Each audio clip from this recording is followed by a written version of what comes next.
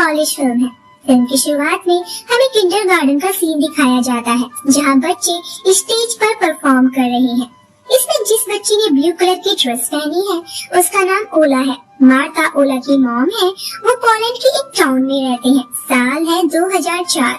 ओला जब चर्च के बाहर कुछ लड़कियों को ब्राइडल ड्रेस में देखती है, वो मार्था से कहती है कि उसे भी उनकी जैसी ब्राइडल ड्रेस पहननी है। मार्था कहती है कि अभी वो इस ड्रेस के लिए काफी छोटी है और जब वो बड़ी हो जाएगी तब वो इस ड्रेस को पहन सकती है। उसके सामने उसकी पूरी जिंदगी पड़ी है। उसके बाद हम मार्था के बॉयफ्रेंड को देखते हैं, जो काफी दुष्ट किस्म का इंसान है। वो जुआरी और शराबी है। वो चाहता है कि मार्था उसके साथ डिस्को चले, लेकिन मार्था ओला को अकेला नहीं छोड़ सकती, जिस पर उसका बॉयफ्रेंड कहता है कि वो अकेला ही डिस्को चला जाएगा। दरअसल उसे ओला से जरा सा भी लगाव नहीं था।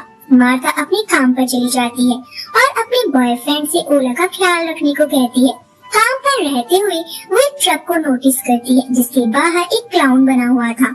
फिर वो अपने बॉयफ्रेंड को फोन करके ओला के बारे में पूछती है। बॉयफ्रेंड बताता है कि वो प्लास्टर के साथ खेल रहे हैं।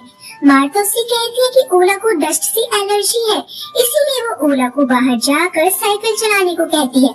जब वो वापस घर आती है तो देखती है कि ओला की पिंक कलर की साइकिल घर से थोड़ी दूर गिरी पड़ी है। वो भागते हुए घर आती है, जहाँ उसका बॉयफ्रेंड दारू पीकर चिल कर रहा था। वो उसे ओला के बारे में पूछती है। वो बताता है कि वो यहाँ वहाँ खेल रही होगी, लेकिन ओला का कहीं भी अता पता नहीं था। वो कुछ नेबर्स को साथ लेकर ओला को ढूंढने लगती है। तब एक बच्ची उसे बताती है कि वो एक गंदे से दिखने वाले आदमी का हाथ पकड़कर चली गई थी। उन अंकल ने उसे भी टॉफीज का लालच दिया था, लेकिन उसने वो टॉफी नहीं ली। ओला ने उससे वो टॉफी ले ली थी और फिर उस अंकल ने ओला के कानों में कुछ कहा और ओला उसका हाथ पकड़कर उसके साथ चली गई। सब उसे ढूंढने लगते हैं और कच्ची सड़क पर उसे ओला के शूज के निशान मिलते हैं और फिर वो एक खंडर में जाते हैं, जहां उन्हें ओला की ड्रेस और उसके कटे हुए बाल मिल जाते हैं, लेकिन ओला नहीं। वहीं मार्था को एक रशियन कैंडी का रैपर भी मिलता है, जिसका लालच देकर ओला का किडनैप किया गया था। मतलब जिसने भी ओला का किडनैप किया है वो रशिया से था। मार्था अपनी कार लेकर रशिया के बॉर्डर की तरफ तेजी से जाने लगती है, लेकिन एक पुलिस ऑफिसर उसे रोक लेता है। इस ऑफिसर का नाम है गॉक। मार्था उसे बताती है कि उसकी बेटी का किडनैप हो गया है और वो उसे रशिया ले जा रहे हैं, लेकिन गॉक उसे डॉक्यूमेंट्स दिखाने के लिए कह रहा था। वो उसे समझाती है कि उन लोगों ने उसकी बेटी का घर के सामने से किडनैप करके उसके बाल काट दिए हैं। उसे रशियन कैंडी का रैपर भी दिखाती है। सिचुएशन की गंभीरता को देखते हुए गॉक उसे उसकी कार में बैठने को कहता है और वो दोनों रशिया के बॉर्डर पर पहुंच जाते हैं, लेकिन रशियन पुलिस उन्हें वहीं रोक लेती है। मार्था की नजर उसी ट्रक पर पड़ती है जिसे उसने अपने ऑफिस के बाहर घूमते हुए देखा था। उसे यकीन है कि उसी में उसकी बेटी ओला है, लेकिन रशियन पुलिस उन्हें बिल्कुल भी सपोर्ट नहीं करती। मार्था को जबरदस्ती रोक लिया जाता है। रशियन लैंग्वेज न आने की वजह से गॉक और मार्था उन पुलिस वालों को अपनी बात नहीं समझा पाते। मार्था अपनी बच्ची के लिए फूट फूट कर रोने लगती है। उसे यकीन था कि अगर गॉक उसका पूछताछ करने में टाइम बर्बाद नहीं करता तो वो उस ट्रक को बॉर्डर पार करने से पहले ही पकड़ सकती थी। गॉक को भी लगने लगा था ये सब उसी की गलती है। अगर उसने मार्था की कार नहीं रोकी होती तो वो सच में उस ट्रक को पकड़ सकती थी। अब हमें 3 साल बाद का समय दिखाया जाता है। जगह है रशिया।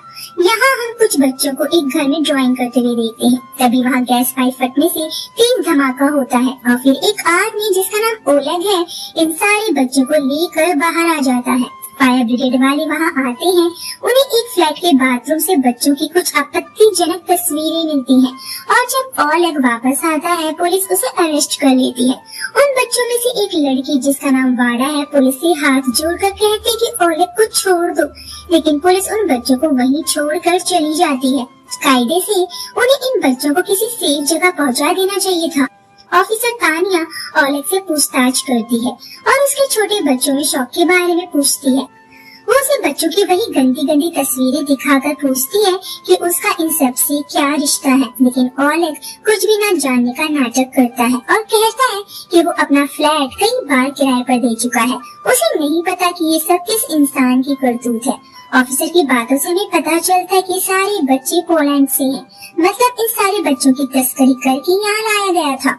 फिर हम तान्या को उसकी हेड के साथ देखते हैं और वो उसे बताता है कि एक पॉलिश ऑफिसर 4 साल से एक किडनैप्ड पॉलिश लड़की ओला को ढूंढ रहा है और उसे यकीन है कि उन फोटोज में से एक लड़की ओला है। लेकिन हेड उस ऑफिसर की कोई मदद नहीं करना चाहता और तान्या से उस ऑफिसर को जल्दी से वापस भेजकर केस क्लोज करने की बात करता है। उसके बाद हम देखते हैं कि गॉकी वो ऑफिसर है जो 4 साल से ओला को ढूंढ रहा है। वो उन वीडियो टेप्स को देखता है जो ओलग के फ्लैट से मिले थे और हमें पता चलता है कि गॉक 4 साल से रशियन लैंग्वेज सीख रहा है। उसे एक वीडियो में वो कैन दिखाई देती है जो 2008 में सिर्फ पोलैंड में यूज हुआ करती थी। मतलब ओलेग पोलैंड जाकर बच्चों का किडनैप करता था। ओलेग का एक भाई है जिसका नाम क्रिल है। ऑफिसर उससे कहती है कि अगर वो सब कुछ कन्फेस करता है तो वो इन बच्चों की किडनैपिंग का सारा ब्लेम उसके भाई पर लगा देंगे और अगर नहीं तो वो उन बच्चों को ऑर्फन भेजने की धमकी देती है जहाँ बच्चों के साथ गलत काम किया जाता था। लेकिन ओलेग उन्हें सपोर्ट करने से मना कर देता है। गॉक को पता चलता है कि उन फायर फाइटर्स ने बच्चों को सड़क पर मरने के लिए छोड़ दिया है। गॉक ऑफिसर से जानना चाहते हैं कि क्या उनके पास उन बच्चों की तस्वीरें हैं। ऑफिसर बताती है कि उन्हें एडॉप्शन पेपर पर उन बच्चों की तस्वीर मिल जाएगी क्योंकि ओलेग ने उन्हें लीगली एडॉप्ट किया था। गॉक उनके हेड के पास जाता है और उससे पूछता है कि उन्होंने बच्चों को इस तरह सड़क पर क्यों छोड़ दिया और अगर वो उन बच्चों का पता नहीं लगा पाया तो वो उसकी कंप्लेंट इंटरपोल में कर देगा। गॉक के पास ओला की कुछ फोटोज हैं और अब वो कैसी दिखती होगी वो तस्वीर भी उसके पास थी और उन एडॉप्ट किए गए बच्चों में से एक का चेहरा बिल्कुल ओला की तस्वीर से मिल रहा था। मतलब ओला के पास जो बच्चे थे उनमें से एक ओला भी थी जिसका नाम उसने वाडा रख दिया था। मतलब यहाँ ये क्लियर हो जाता है कि ओलेग चाइल्ड ट्रैफिकिंग में शामिल है और ओला का किडनैप उसी ने किया था। लेकिन गॉक को पता चलता है कि हेड ने ओलेग को छोड़ दिया है।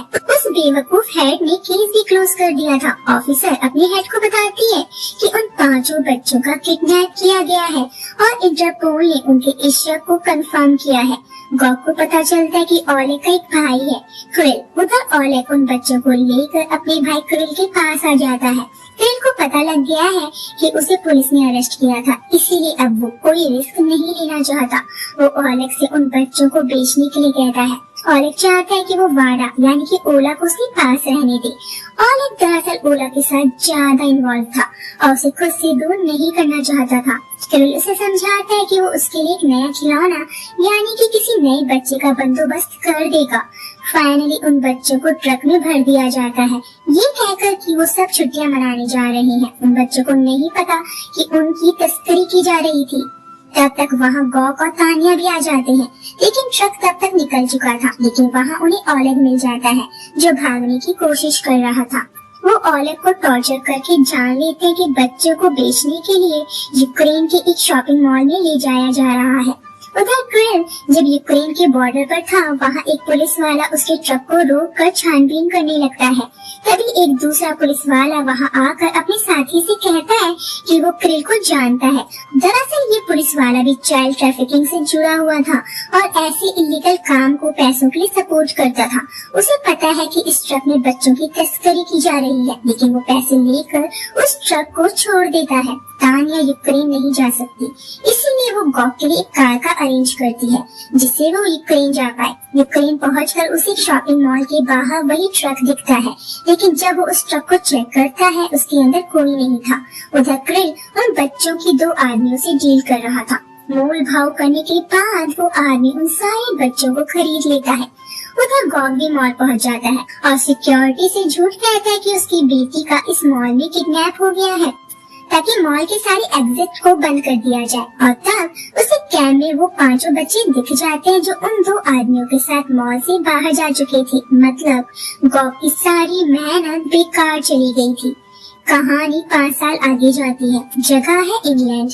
हम एक बच्ची को देखते हैं। उसकी हालत काफी खराब थी। उसने बड़ी लड़कियों की तरह मेकअप किया हुआ था। फिर वो ट्रेन के आगे कूद कर सुसाइड कर लेती है। गॉक को ऑफिसर जैमी का कॉल आता है। दरअसल जैमी को इंफॉर्मेशन मिली थी कि गॉक पोलैंड से किडनैप हुए 5 बच्चों को ढूंढ रहा है और उन्हें उनमें से एक बच्चा मिल गया है। गॉक को उस बच्चे की शिनाख्त के लिए बुलाया जाता है और ये वही बच्ची थी जिसने ट्रेन के आगे कूद कर सुसाइड कर लिया था। वो 14 हफ्ते की प्रेग्नेंट थी ऑफिसर को पता चलता है कि वो चाइल्ड ट्रैफिकिंग की विक्टिम है। उन्हें उस बच्ची के फोन से कुछ तस्वीरें मिलती हैं और एक तस्वीर के बैकग्राउंड से उन्हें उस जगह का पता लग जाता है जहां ये तस्वीरें खींची गई थी। गॉक उस तरह की सारी जगहों को चेक करने के लिए कहता है और फाइनली उन्हें वो पर्टिकुलर जगह मिल भी जाती है। पुलिस उस जगह पर छापा मारती है। उस फ्लैट के अंदर उन्हें एक लड़की जिसका नाम स्टेफनी है और एक बच्ची मिलती है और उस बच्ची को एक एडल्ट की तरह कपड़े पहनाए गए थे। स्टेफनी एक फोटोग्राफर है और चाइल्ड ट्रैफिकिंग माफिया के लिए काम करती है। स्टेफनी को अरेस्ट कर लिया जाता है। ऑफिसर्स उस बच्ची से उसका असली नाम पूछते हैं लेकिन वो उन्हें कोऑपरेट नहीं करती। उल्टा वो गॉक को सीड्यूस करने की कोशिश करती है। एक बच्ची को इतनी मैच्योर हरकत करते देख गॉक दंग रह जाता है। वो उसे ओला की एक पुरानी फोटो दिखाता है और पूछता है कि क्या उसने इसे कहीं देखा है। उस फोटो को देख वो लड़की बाथरूम जाने की बात करती है। उसके बाद वो स्टेफनी का लैपटॉप चेक करते हैं जिसमें उस बच्ची की गंदी गंदी फोटोज थी, जैसे कि वो उन्हें ट्रीट करने के लिए इनका यूज करते हो। गॉक को उस बच्ची की शक्ल ओला से मिलती जुलती लगती है और वो श्योर हो जाता है कि ये बच्ची असल में ओला ही है। वो बाथरूम जाकर उसे बाहर आने को कहता है लेकिन जब उसे कोई जवाब नहीं मिलता वो बाथरूम का लॉक तोड़ देता है और देखता है कि ओला खिड़की के रास्ते भाग गई है। ऑफिसर्स स्टेफनी से पूछताछ करते हैं। वो जानना चाहते हैं कि उसकी बॉस कौन है, वो किसके लिए काम करती है, लेकिन वो उन्हें कुछ भी नहीं बताती बल्कि वो गॉक के साथ गंदी गंदी बातें करने लगती है। उधर हम ओला को एक डेंजर से दिखने वाली औरत के साथ देखते हैं। इस औरत का नाम जैस्मिन है। वो पुलिस हेडक्वार्टर आई है। वो पुलिस हेड को स्टेफनी को छोड़ने के लिए कहती है वरना इस केस में पुलिस हेड भी बुरा फंसेगा। असल में ये आदमी भी छोटी बच्चियों का शौकीन है। जैस्मिन उसे बताती है कि उसके पास एकदम फ्रेश माल आया है, क्या वो उन्हें टेस्ट नहीं करना चाहेगा। यहाँ से हम अंदाजा लगा सकते हैं कि छोटे बच्चों की तस्करी के पीछे कितने बड़े बड़े लोग शामिल हैं। स्टेफनी को छोड़ दिया जाता है। गॉक स्टेफनी का पीछा करता है। जैस्मिन स्टेफनी के पास आती है और उससे पूछती है कि उसने पुलिस को उनके बारे में क्या बताया। स्टेफनी कहती है कि कुछ भी नहीं, लेकिन जैस्मिन उस पर यकीन नहीं करती और उसके जाते ही गॉक स्टेफनी को इलेक्ट्रिक शॉक देकर बेहोश कर देता है। जब उसे होश आता है वो अपने ही घर में एक पोल से बंधी हुई थी। गॉक उससे ओला के बारे में पूछता है। गॉक उसकी एक आंख फोड़ देता है और तब स्टेफनी उसे उस जगह का एड्रेस देती है जहां उसे ओला मिल सकती है, लेकिन वहां जाने के लिए उसे खास कॉस्ट्यूम और एक खास पासवर्ड पता होना चाहिए जो स्टेफनी उसे देती है। गॉक उस कॉस्ट्यूम को पहनकर एक अजीब सी जगह आता है और देखता है कि वहाँ सभी ने उस तरह के कॉस्ट्यूम पहनी हुई थी और छोटे बच्चों को उन्होंने मनोरंजन का साधन बनाया हुआ था। वहाँ जैस्मिन एक बच्चे का किसी तरह का रिचुअल कर रही थी और जैसे ही वो उसे मारने वाली थी गॉक उसे रोकने की कोशिश करता है, लेकिन यहाँ जैस्मिन उसे बेहोश करके एक चेयर से बांध देती है और यहाँ वो पुलिस हेड भी मौजूद था। वो जैस्मिन को बता देता है कि गॉक एक पुलिस वाला है और उसे एक पॉलिश लड़की की तलाश है जो उनके पास है। उसके बाद वो ओला को गॉक के सामने लाते हैं। दोस्तों यहाँ जैस्मिन उसे बताती है कि उसने ओला के शरीर की प्लास्टिक सर्जरी करवाई है ताकि उसकी बॉडी को मैच्योर दिखा सके। उसने ओला के टॉन्सिल्स भी रिमूव कर दिए थे ताकि उसके साथ आदमी अच्छे से एंजॉय कर सके। मतलब ये लोग अपने शौक और पैसों के लिए बच्चों की जिंदगी से इस कदर तक खिलवाड़ करते थे। उसके बाद जैस्मिन ओला को गॉक को ओवल देने को कहती है। गॉक उसे मना करता है लेकिन ओला नहीं सुनती। उसे ऐसा करते देख गॉक अपनी आंखें बंद कर लेता है और जोर जोर से चिल्लाने लगता है। इसके बाद जैस्मिन गॉक से कहती है कि अब वो भी उनमें से एक हो गया है। इस हादसे के बाद से गॉक डिप्रेशन में चला जाता है। उसे खुद से घिन होने लगती है। उधर स्टेफनी को भी मरवा दिया जाता है। गॉक अपना इलाज कराने एक दिमाग के डॉक्टर के पास जाता है और उसे अपने साथ हुए कांड के बारे में बताता है। उसे लगता है कि उससे कोई पाप हो गया है। डॉक्टर उसे समझाने की कोशिश करता है कि उसने जानबूझकर उस बच्चे को नुकसान नहीं पहुंचाया है, इसलिए गिल्ट फील करना बंद कर दी। लेकिन इस इंसिडेंट के बाद से गॉक छोटी लड़कियों को बहुत ही अजीब निगाह से देखने लगा था। ओला के साथ हुए एनकाउंटर ने उसे बदल दिया था। वो फिर से जैस्मिन के पास आता है और उससे कहता है कि वो उसे ओला दे दे, वो उसे लेकर यहाँ से चला जाएगा। यहाँ जैस्मिन उसे सेड्यूस करने की कोशिश करती है। दूसरी तरफ हम ओला को डॉक्टर के पास देखते हैं जो उसे फिर से कुंवारी बनाने की तैयारी कर रहा था क्योंकि जैस्मिन ने उसे थाईलैंड में किसी को बेच दिया है और कुंवारी लड़कियों के ज्यादा पैसे मिलते हैं। गॉक उस आदमी का नाम जानना चाहता है लेकिन जैस्मिन उसे उस आदमी का नाम नहीं बताती। वो उसे कहती कि चाइल्ड ट्रैफिकिंग बड़ी तेजी से बढ़ता हुआ क्राइम है। वर्ल्ड में हर साल लाखों बच्चों की तस्करी की जाती है और उसे लगता है कि वो एक बच्ची को बचाकर ये सब रोक लेगा, लेकिन असल में वो उस एक औरत जैस्मिन तक को तो रोक नहीं सका। कहानी 4 साल आगे बढ़ती है। जगह है बैंकॉक। गॉक ओला को ढूंढते ढूंढते बैंकॉक आ गया था, जहाँ वो कुछ स्कूल गर्ल्स को देखता है कुछ अलग निगाह से, और पीछे से एक आदमी उसे हॉर्न मारते हुए गाली देता है। इस आदमी का आगे एक अहम रोल है, क्योंकि ये आदमी असल में ओला का नया क्लाइंट, उसका बॉस और उसका बॉयफ्रेंड है।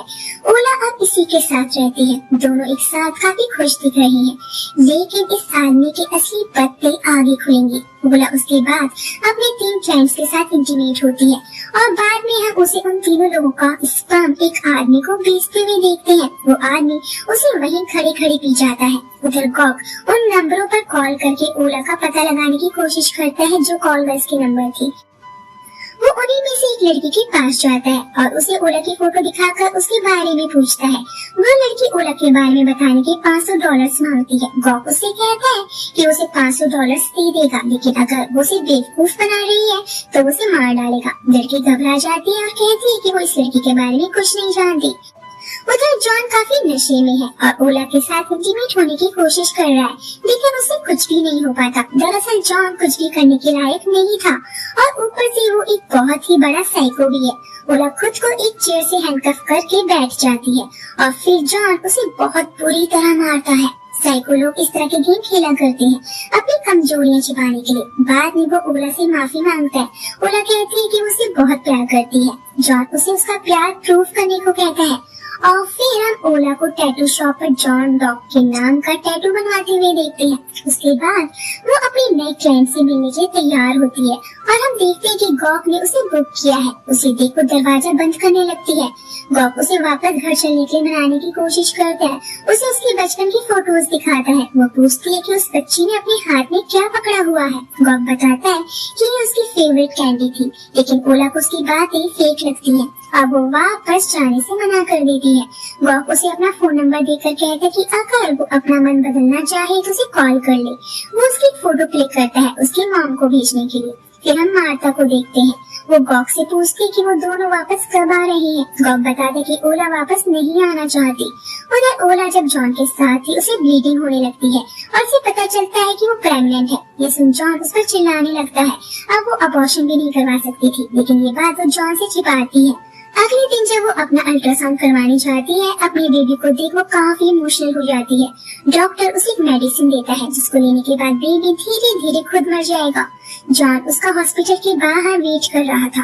ओला गॉक को फोन करके हॉस्पिटल बुलाती है। वो अपने बच्चे को नहीं खोना चाहती थी, इसीलिए उसने गॉक के साथ जाने का फैसला किया। जॉन जब ओला को गॉक के साथ देखता है, उस पर चिल्लाने लगता है। गॉक ओला को लेकर वहाँ से चला जाता है। जॉन उनका पीछा करता है और वहाँ खड़े लोकल गुंडों को पैसे और ओला के साथ मजे करने का लालच देकर ओला को उसके पास लाने को कहता है। उधर ओला जानना चाहती है गॉक उसकी इतनी केयर क्यों करता है। गॉक कहता है तुम बताओ तुम अपनी बेबी की इतनी केयर क्यों करती हो। ओला कहती है उसे नहीं पता। गॉक कहता है कुछ चीजें हमें नहीं पता होती, लेकिन हमारा उनसे एक बॉन्ड होता है और हम उनके लिए कुछ भी करने के लिए तैयार हो जाते हैं। बाहर निकलते ही वो गुंडे गॉक पर हमला कर देते हैं। गॉक को कंधे पर गोली लग जाती है, लेकिन वो भागने में कामयाब होता है। वो ओला को एक सेफ जगह पर पाता है जहाँ उसके जैसी और भी लड़कियाँ थी। अगले दिन वो गॉक से मिलती है। गॉक ने उसके वापस जाने के सारे इंतजाम कर दिए थे। ओला गॉक को किस करने लगती है, लेकिन गॉक उसे मना कर देता है। ओला उससे कहती है कि वो उन लोगों जैसा बिल्कुल भी नहीं है जो लड़कियों का यूज करते हैं। ये सुनने के बाद गॉक को काफी राहत मिलती है, क्योंकि जैस्मिन ने उससे कहा था कि वो अब उनमें से एक है। अपनी फ्लाइट में बैठने के बाद ओला गॉक को फोन करती है। गॉक उसे बताता है कि वो उसके साथ वापस नहीं आ रहा, उसे कोई दूसरा इम्पोर्टेंट काम करना है। ये सुन ओला रोने लगती है। उसके बाद हम गॉक को उसी जगह देखते हैं जहाँ जैस्मिन अपनी अजीब शौक पूरा किया करती थी। गॉक वहाँ मौजूद सारे बुरे आदमियों को मार डालता है और लास्ट में जैस्मिन मैडम को भी। फिर वो सारे बच्चों को वहाँ से निकालता है। तब तक पुलिस भी वहाँ आ गई थी। गॉक को बाइबल में लिखी हुई एक लाइन याद आती है कि अगर आपने बच्चों के साथ बुरा काम किया है तो आपको जीने का कोई हक नहीं है। उसके बाद वो अपनी जान लेने की कोशिश करता है, लेकिन गोलियां खत्म हो चुकी थी। जिसके बाद वो बाहर आकर पुलिस की तरफ खाली गन पॉइंट करता है। और पुलिस उसे गोलियों से भून डालती है। गॉग खुद को उस इंसिडेंट के लिए कभी माफ नहीं कर पाया था जब उसने मार्था को बेवजह पकड़ लिया था और उसकी बेटी हमेशा के लिए उससे अलग हो गई थी। उसके अगले सीन में हम ओला को पोलैंड में अपने घर वापस जाते हुए देखते हैं, जहाँ वो अपनी फेवरेट कैंडी खाती है और उसे काफी सुकून मिलता है। लास्ट में वो अपने घर की बेल बजाती है और ये मूवी यहीं पर खत्म हो जाती है।